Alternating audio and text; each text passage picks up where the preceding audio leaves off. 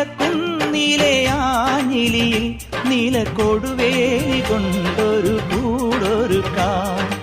മാനത്തെ മാരിവിൽ ചില്ലയൊന്നിൽ തമ്മിൽ പുണർന്നാടുവാൻ ഞാനൊരു എലിടാം.